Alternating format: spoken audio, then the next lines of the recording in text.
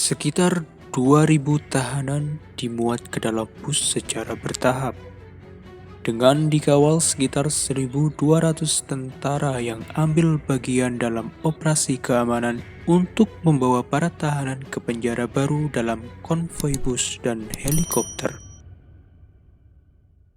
Dengan rambut yang dicukur habis, hanya memakai celana pendek berwarna putih dengan terlihat tato di sekujur tubuhnya. Mereka dipaksa bertelanjang kaki saat harus berlari dengan tangan di belakang punggung dan leher yang terborgol. Sesaat menuju barisan sebelum dimasukkan secara bertahap ke dalam sel tahanan. Ya, selamat datang di El Salvador. Dalam kurun waktu setahun terakhir hingga bulan Mei 2023 ini, total lebih dari 65.000 orang yang telah ditangkap karena mereka terindikasi sebagai anggota gangster. Kita akan menuju ke suatu tempat yang dapat terbaca dengan jelas di sana. CECOT, yang merupakan singkatan dari Centro de Confinamiento del Terrorismo, atau pusat penahanan teroris di kota Tecoluca yang berjarak sekitar 74 km di bagian tenggara dari ibu kota negara, yakni kota San Salvador.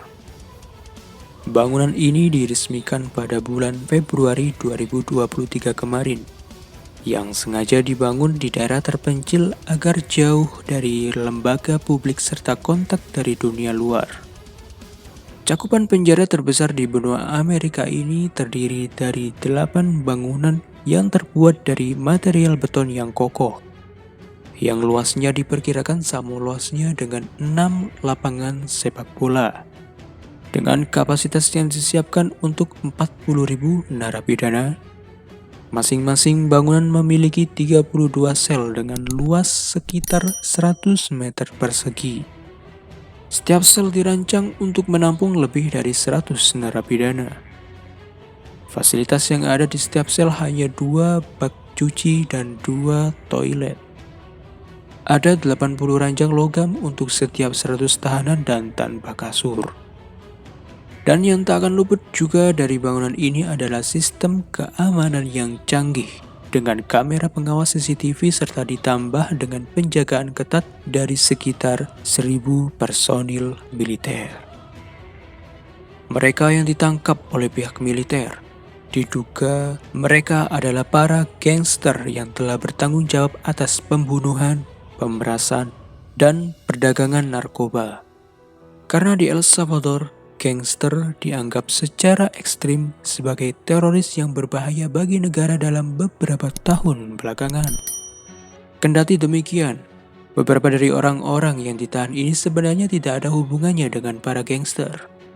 Justru, mereka hanyalah orang biasa yang tidak bersalah atau bisa dikatakan korban yang penting tangkap.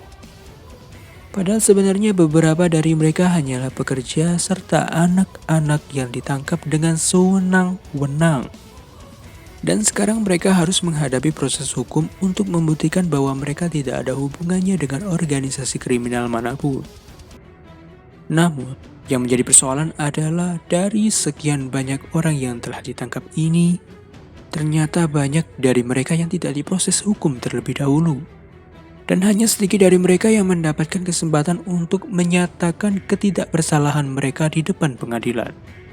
Itulah mengapa banyak dari keluarga tahanan yang melakukan protes selama berbulan-bulan, dengan mengklaim bahwa orang yang mereka cintai telah ditangkap dan dituduh sebagai anggota geng hanya karena berada pada tempat dan waktu yang salah, apalagi dengan adanya tindakan yang sewenang-wenang dari pihak militer. Pemerintahan dengan kekuasaan yang otoriter di bawah pimpinan Presiden Nayib Armando Bukele Ortez. Setelah 3 tahun berkuasa dari 2019 inilah yang menjadi penggerak adanya deklarasi untuk perang terhadap geng tanpa memperhatikan aturan hukum. Karena secara sistematis Bukele telah melemahkan institusi demokrasi di El Salvador dengan menyingkirkan para jaksa agung, dan mengganti hakim Mahkamah Agung dengan para loyalisnya, serta adanya pelanggaran hak asasi manusia, seperti mengizinkan pasukan keamanan untuk menangkap tersangka tanpa surat perintah.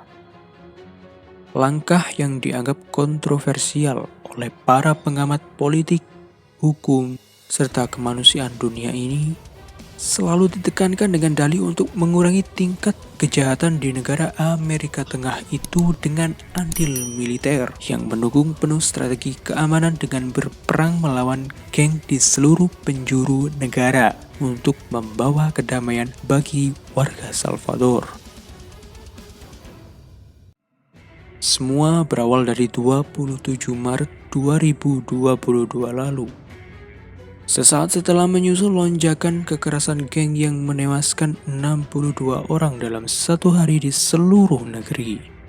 Geng jalanan seperti MS-13 dan Barrio 18 yang bisa dikatakan menjadi dua geng besar di sana yang telah lama membunuh dan memeras uang dari penduduk El Salvador. Oleh karena itu, Bukele sebagai presiden meminta kekuatan serta kewenangan khusus untuk mengejar setiap geng di negaranya. Di bawah kewenangan khusus tersebut, hak untuk berserikat ditangguhkan. Polisi tidak perlu memberitahu alasan pada seseorang saat ditangkap atau memberitahu mereka tentang hak-hak mereka. Seseorang yang ditangkap tidak memiliki hak atas pengacara dan dapat ditahan selama 15 hari tanpa bertemu hakim, dari yang sebelumnya hanya 72 jam. Di lain waktu, ada ungkapan dari Bukele setelah militer menangkap 3.700 anggota geng, dengan mengatakan bahwa tidak ada dari mereka yang akan keluar. Dan dia juga telah memerintahkan penyelidikan terhadap siapa saja hakim yang berani membebaskan anggota geng tanpa adanya bukti yang kuat. Meskipun pada awal Januari, lebih dari 3.000 tahanan telah dibebaskan karena kurangnya bukti. Human Rights sebagai organisasi dunia yang berperan untuk menaungi seluruh hak asasi manusia, juga mengatakan bahwa ini merupakan keadaan darurat yang digunakan Bukele untuk melakukan penangkapan yang menyebabkan pelanggaran hak asasi manusia yang serius bagi negaranya. Di antaranya adalah adanya penangkapan serta penahanan massal yang sewenang-wenang dari militer, diikuti dengan penyiksaan dan bentuk perlakuan buruk lainnya terhadap tahanan, ditambah dengan adanya beberapa tahanan yang meninggal, serta banyaknya penuntutan yang diwarnai dengan teror pada para keluarga narapidana. Dari apa yang telah terjadi di negara El Salvador tadi, apakah adanya andil dari pemerintahan yang otoriter dapat membasmi kejahatan di suatu negara? Apakah Indonesia pernah di posisi seperti El Salvador? Berikan tanggapan terbaikmu dari setiap asumsi itu. Jika kalian mempunyai kritik dan saran ataupun ulasan dari hal yang dapat kita bahas di lain waktu, silakan tulis pada kolom komentar.